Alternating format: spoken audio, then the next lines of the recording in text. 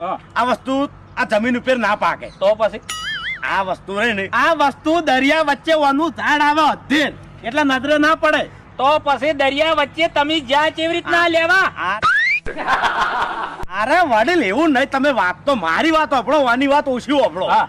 ઓપડો આર્યું નહીં. આ પાણી વચ્ચે વેલ થાય. વેલા આપણે વેલા જોયેલા છીએ તમે. હા. એ વેલા હોય ને એના નેચે ઓમ પાણી બેહે. હવે આ કહેશે કે મોટું ઝાડ હતું, તમે કહેશો કે પાણી બેહે, તો પછી મારે માનવું શું? હવે આ તો છોકરું છે વડીલ, ઓને શું ખબર પડે તાણી. અને એમાંય અભળો મારી વાત કે માછલા દરિયામાં આવડા મોટા બધા હોય તો પછી આ રાખી કઈ રીતના?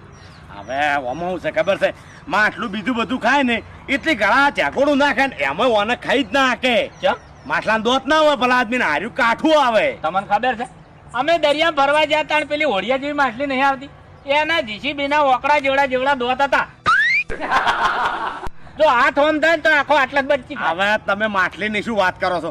અમારા ઓને કાચી ને લગભગ અચેકા દોતા કાતરા જેવડા જેવડા દોત થઈ તોય નહીં ખાઈ ક્યાંથી ને ભલા આદમી. પણ તમારે એની કાચી માછલા ના તોલે ના આવે.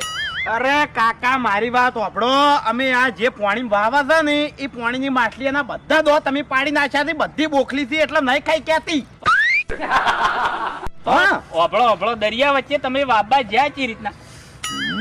એટલે આ મોમાં શું હોય, હા. આરે કુદરતી રીતે વેલા ઉગી. આ કુદરતી વસ્તુ છે, દવા એટલે કુદરતી જ હોય. એટલે આ કુદરતી રીતે ઉગી ને પણ માણસો આમાં તરવા જાય તેને વેણતા આવે. તો પછી બધા વહેતા આવે તો તમે વેકવા ચમ આવતા રહ્યા?